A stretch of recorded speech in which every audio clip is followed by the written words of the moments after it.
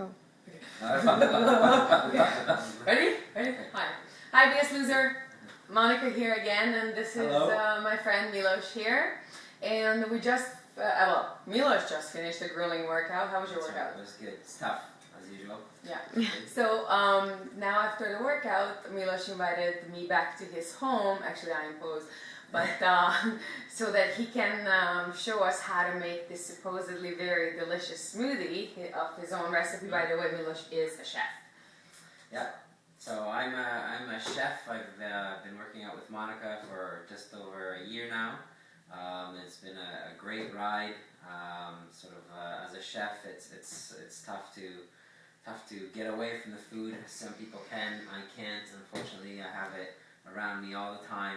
And I just always struggled with sort of emotional eating and getting away with it and fighting it and sort of not having any control in it sort of most of my life. So that's very interesting that you would bring it up because having worked with many different people, I find actually that's how my career started as well, is my own journey through attachments to food, the wrong attachments. And if you don't mind, I would love to have you just talk about how your life was about a year ago and before that, and what made you want to change your lifestyle, your body, and your ways of, thinking and associating with food and all that. And I'd love to hear a little bit about your thoughts of the last, 16 months maybe as to, how your journey has been. Okay? Well, I think it just started with, just being in the profession and cooking every day and having food around me and sort of not controlling or not even realizing what I was putting into my body and with that sort of came any emotions or stress, sort of that's where the release came in and the comfort and the de-stressing came through the food because it was around me and I didn't realize, but I think I also was in denial of that was a big issue and the physical aspect part was I was active but not physically active, where I would work out and sort of push my body to just to be healthy and feel good about myself. And back at that time, what was your weight at? How much did you weigh? 267. Okay. Okay, and how much are we at now? 209. Okay, that's pretty good. Yeah. And what was our goal? Our goal was about 180. Okay, so we're getting close, very close. What I would like to have you, just get into there is you had this emotional, little relationship with food. Why did you want to put an end to it? What was so hard about it, and what made you want to change? The biggest, I think, was just my family, just sort of realizing that I have a young family, a beautiful wife, and I just had to sort of put a stop to this sort of roller coaster of going nowhere and just sort of getting back in control of things. So just sort of woke me up that sort of time to start and get serious about it. That's amazing. And what have you changed the last year since you began training?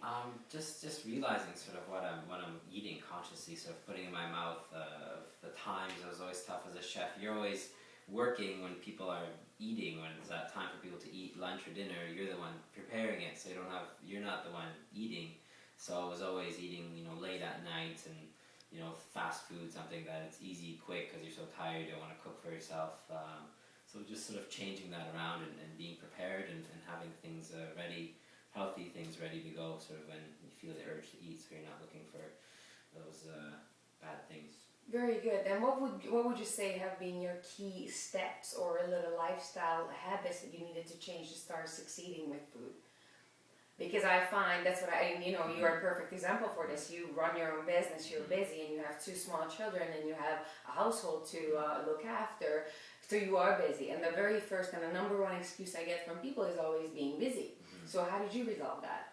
I think it's just realizing sort of where you're wasting time, where what you can do to get prepared, to get ready, to have your meals ready, and to make time for working out is never saying you don't have time, because you think about it, you just watch TV for an hour, and therefore that's an hour that you could be at the gym. So it's always just getting ready and committing to it, and having someone there at the gym in the morning, knowing that you got to meet them and not to disappoint them. So awesome. That was a big awesome.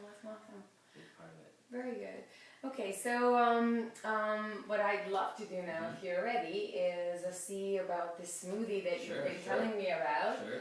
And you know what? What I would like to actually ask you is, what did you base your ingredients on? What made you pick the actual ingredients that you chose to use for this smoothie? Because just like many people know, a lot of the smoothies, especially in gyms, are based with frozen yogurt or even cookies, and those are the real fattening things. Yeah. And for what I can see, we have here is all healthy stuff. Yeah. Well, I mean, as a chef, sort of, it's always, it's flavor first, and then sort of, nutrition second, and it's tough to sort of, refocus and think about the nutrition on what you're putting in your body. And sort of just with this smoothie, I don't use recipes, sort of quantities. I just sort of in my mind, I knew sort of, what's healthy, how things taste, and balance. For me, it's about balancing sweet and sour and hot and spicy. When I'm cooking it with the smoothie, same Can't thing. wait. Sort of, you have a little bit of richness from the yogurt, some sweetness from the sweet potato, and then some other healthy stuff from the other ingredients. So. Oh, sounds exciting. Yeah, well, let's get to it. Okay. All right. So first, sort of, I like to put I'm gonna stand over here. instead of bananas, sort of starchy, sweet. Sort of, I find it sometimes weigh you down. Sweet potatoes are great. Before we start, that's about a cup. About a cup. Sweet potatoes. Okay, so about a cup, that would be about 120 grams, I would say, 150 and these are grams. just baked. Sort of a big thing. I like to bake, 3-4 sweet potatoes at the beginning of the week just to have them. I put them in my omelets, put them in my smoothies, put them, eat them at dinner, so that they're always there and ready. And that would probably be about 1 to 2 servings of carbs there. Okay. Another thing, kids always leave me apple cores. What it a great sounds idea. weird or funny, but this usually gets thrown away, tossed out. I find it sort of adds a little bit of natural sweetness and just some good fiber. That's always good. Good fiber. Spinach, just some sort of another cup of spinach in there too. Awesome. Some greens. Protein, I like to use sort of like just a natural, no sweeten, nothing, no flavor. Simple vanilla flavor, but it's sort of made with organic milk, grass-fed cows. Very So important very, to use the natural. just simple with no stuff, no stars, no big guys in the front. So. I put about, I'd say 30 grams, so like 2 tablespoons. Awesome. So that gets me about like 15 grams of So, protein. okay, just go ahead. That. What else got? Protein, then also use a little bit of Greek yogurt. Let's get some good protein. And why would you, what's the purpose of the Greek yogurt? I believe sort of, I like to use the dairy products, sort of the ones with a lot of live culture, sort of, get sort of all the stuff in your gut going. I find it. The probiotics. The probiotics. I find that sometimes, if you go without it, you have trouble sort of with your digestion. This really.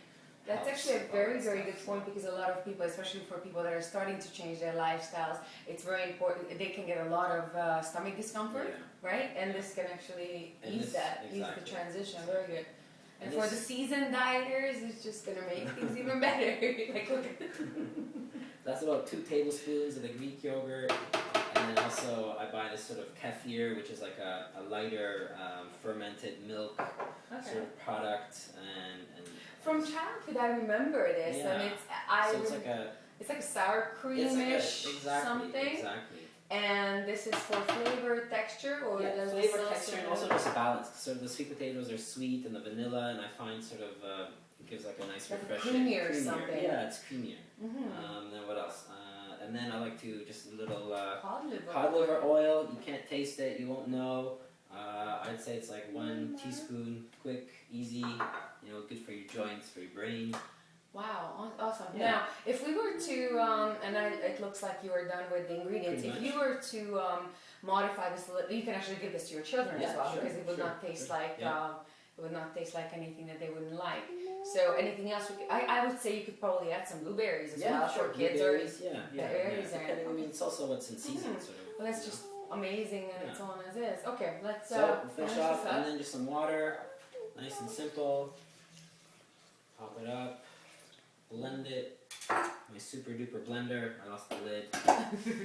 Getting creative. That's it.